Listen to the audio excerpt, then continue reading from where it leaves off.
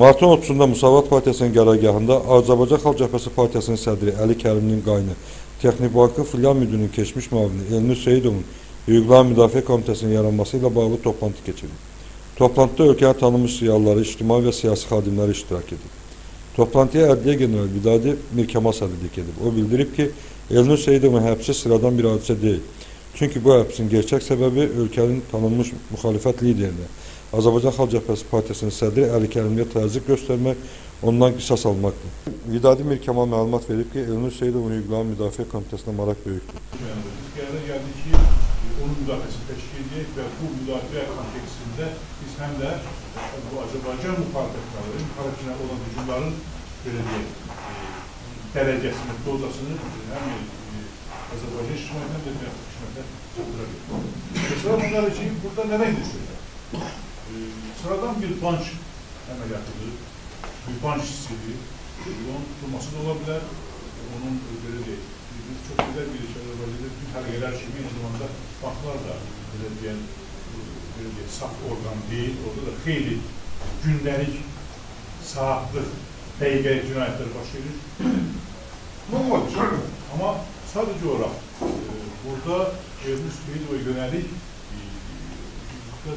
hem maddi hukuki hem de prasal hukuki xeyli bozuntular var ki biz bu müdafiə komitəsini təşkil etməklə biz onları çəkilmək istəyirik. Daha sonra toplantı iştirakçıları çıxış edərək öz fikirlərini bildiriblər. AXCB sədri Əli Kərimli müdafiə komitəsinə qoşulan şəxslərə təşəkkürünü bildirib. Mənim tərəfimdən təşəbbüs olunmayıb onun müdafiə komitəsində bağlı olunsaydı əgər bir il bundan qabaq yəqin ki, Vidadi müəllimə və müdafiə komitəsinə qoşulmuş hər bir şəxsə təşəkkür edirəm və bunu vətəndaş mövqeyi kimi gücləndirirəm ki, artıq bu Azərbaycan cəmiyyətinin göstəricisidir, Azərbaycan cəmiyyətindən ayrılığın vətəndaş mövqeyinin güclənməsinin bir simptomudur. Yəni, artıq vətəndaş cəmiyyəti öz təşəbbüsü ilə belə ədalətsizliklərə qarşı birlikdə çıxış eləməyə ehtiyac duyur.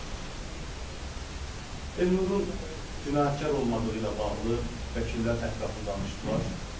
Mən çox sadə şəkildə ifadə edəcəm, özüm hüquqşünas olsam da hüquqşünas kimi ifadə edəcəm. O tez-tez borcluğu var adamlar, o 86 ciddi iş, onun Elnura dəxli yox. Bu cinayət işi ümumiyyətlə texnika bankın sahiblərindən alınması işi. Biraz təbərrüdü, iqtidarlı qardaşlarının, başqalarının, obyektlərini necə əllərindən alırlar. Bu iş ona görədir. Fürsətdən istifadə edib burada Əli Kərimliyə də bir pislik eləmək imkanı düşür. Bu da bir epizoddur. Yəni o 86 cüldün bizə nə dəxli var? 3-4 orada Elnur həbs olunandan 8-9 ay sonra əvvəl həbs ediblər. 8 ay, 9 ay sonra həmin o 3-4 epizodu tapıblar, çıxardıblar. Nədir o epizodlar?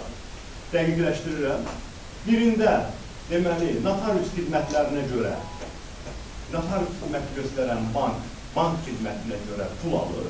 Onun üzərində nəzərdə tutulduğundan artıq vəsaitlərin toplanması iddia olunur ki, o qeyd olunur 1000 manatdan aşağı bir vəsaitdir. O, yuxarıya ötürülür. Əvvəl ittihamnamədə var idi ki, bankın rəhbərliyinə, yəni onda Elnur məhkəməsində söhbət etmir, tam da bunu demir.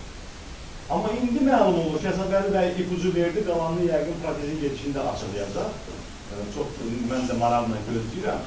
Əslində məlum olur ki, heç bankın rəhbərliyində də qalmış o toplanan pullar. Oradan da o böyük vəsaitə çevrilib bütün filiallardan toplanmış pullar gedib çox möhtəbər bir yerə. Bax, bir epizod budur. Özünüz təsəvvür edin ki, burada adamın hansı cinayətindən söhbət gedə bilər. Heç burada hətta bankın bütövlükdə rəhbərliyi özü bir vasitədir. Nəinki o bankın rəhbərliyində də olmayan bir texnik iş həyata keçirilən bir adam.